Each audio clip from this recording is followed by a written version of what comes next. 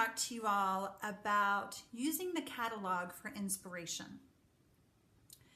Sometimes we look at the catalog and we see certain things. We either see a stamp set that we love, or we see designer series papers that we love, but what I want you to focus on are the actual samples in the catalog. Years ago, Stampin' Up! Used to call this an idea and catalog book, and I don't know why they went away from that. They just dropped the idea part, but I love looking at the catalog to get ideas, layouts, and that type of thing. And there was one suite called the Floral Boutique Suite that I'm going to show you that in just a moment, that when you see the two-page spread, all you see is the blue designer series paper. Well, the end of this month, which is just in a few more days, that designer series paper is going to go away. But if you look at other designer series papers that you have, or some that are coming, which are beautiful, you will figure out that you can make the exact same card using that layout if you'll just get away from all the blue that you saw before. So I'm going to switch that around and let you see what I'm talking about.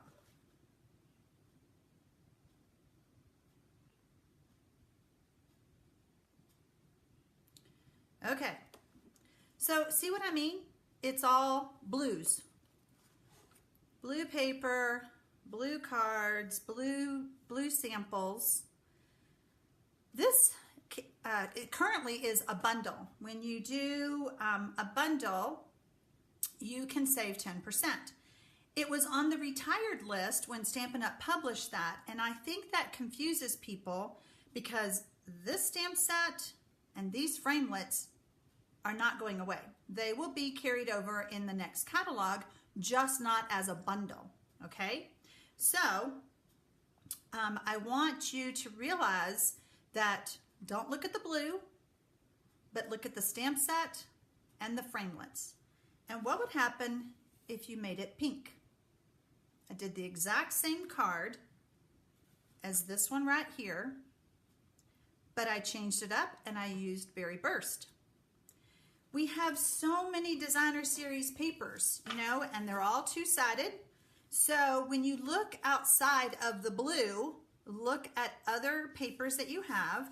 And I actually, this one is Fresh Fig, but I used the same pattern for the the Berry Burst, and I just changed it up and made it pink. As I'm pointing out things about the catalog and using it for inspiration, if you have not requested a catalog or I haven't already sent you a new catalog, you can private message me below with your mailing address. Give me your complete mailing address and I will pop one in the mail to you for free. Okay, so back to this card. So I did everything identical to this one. And even though I might be off a little bit because we don't have the measurements of what the design team did when they created that card, I just kind of guessed, and I'm okay with how mine turned out. Sometimes we don't have to be exact, we just have to be close. But look through the catalog for inspiration.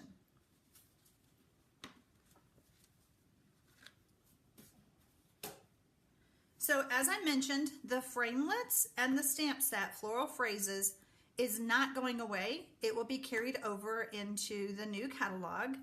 And this beautiful catalog right here, I can't show you what's inside, but there's so many fun new things that you're going to want to get your hands on this thing. I love everything about it. I love how the cover feels. I love all of the new ideas that are in here. Again, use this as an idea book. Yes, there's Pinterest. Yes, there's people's blogs. But when you look at the samples in the catalog itself, you will be amazed at how it will just open up a whole new world for you. So keep that in mind. Gather all my stuff. Again, I'm going to use Berry Burst. This was such a simple card to make. If you needed to make a bunch of thank you notes, this one says a special note of thanks to you. This would be a super duper easy card to make a bunch of. I'm just saying.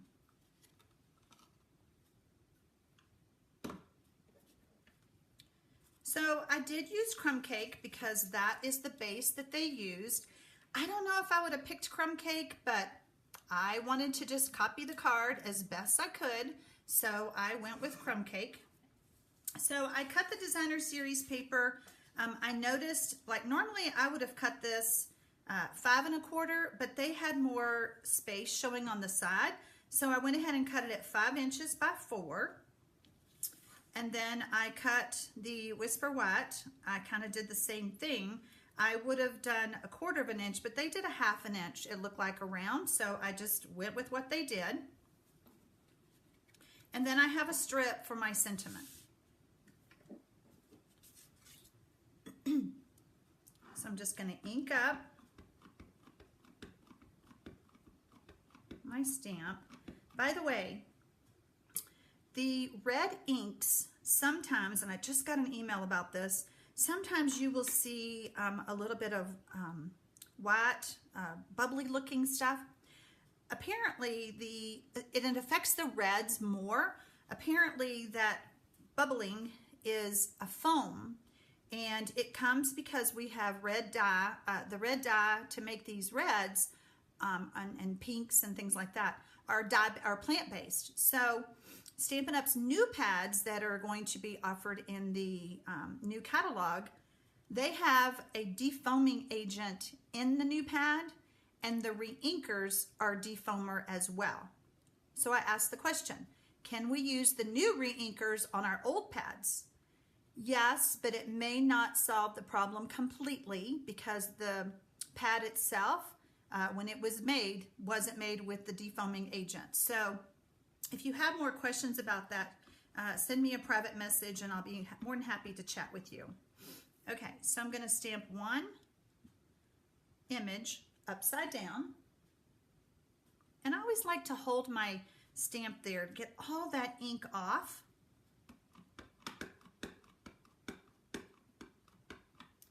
And then I'm going to stamp the other one, going the other way. Got some ink on my finger. I purposely left a space in between because I didn't know how close they got under their banner. I'm gonna get me a drink of water. Man, I can tell I'm back in Arizona. Texas is very humid. Arizona is very dry. All right, so I'm just going to put some snail. Snail is a good everyday adhesive to use for your card making. Oh, see, I had it upside down. If you're not doing very many layers or adding something heavy or bulky, snail is a great go-to. Looks like I got that a little crooked. It's also easier to remove if you do it right at first. I love doing little bloopers on these because I've been doing this, I've been teaching paper crafting for 20 years and I still make mistakes. So don't beat yourself up. It's just paper.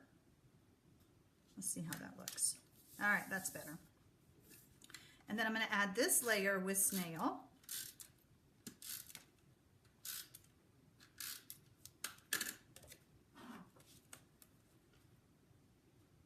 See how easy this card is? When I stopped and really studied it, I was like, oh, that is super simple. Okay, so now I have my long sentiment, and since it's so long, I'm going to go ahead and ink it up upside down to make sure I get it all inked.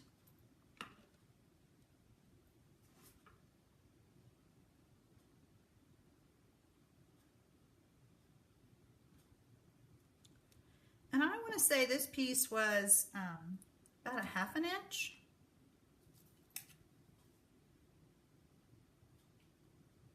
Mm, 5/8 of an inch.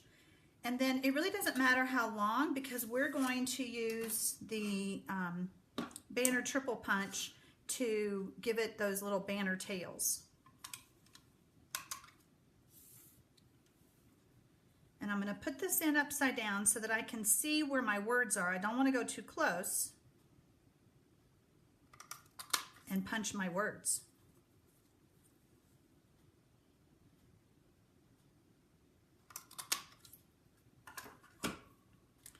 And for this, I want to put it on with some dimensionals, give it that little pop that I always love. And since the banner's so long, I'm going to go ahead and do 3.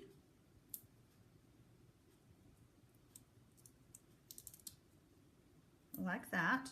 Always digging my nails in, whether you have nails or not, it helps remove that backing easier. Just kind of releases it, I guess.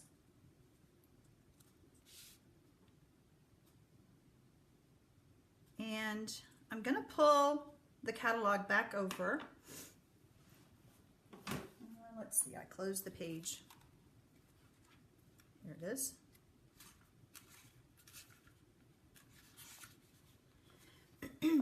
I did notice after I made mine that they carried the banner out longer onto where it went over the crumb cake.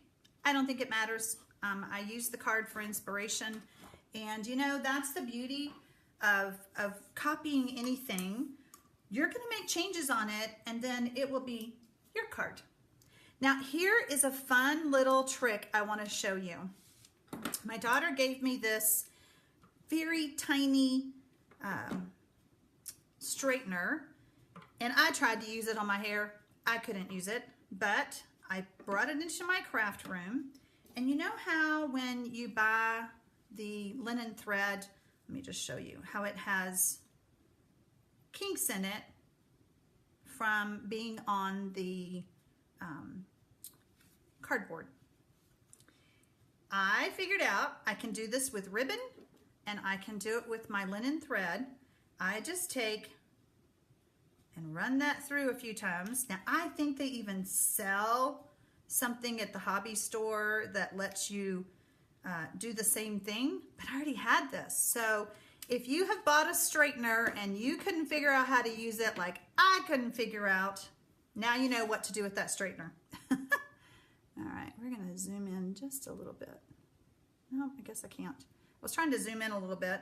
I'm gonna tie a bow, and with the linen thread, I could double this, but I always struggle when I double it, so I think it's fine.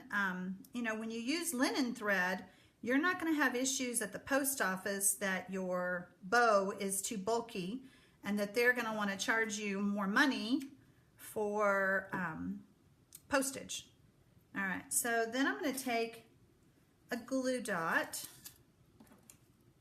using my snips, and I like to just kind of fold it, and I'm gonna put that right there, and I'm gonna add my bow.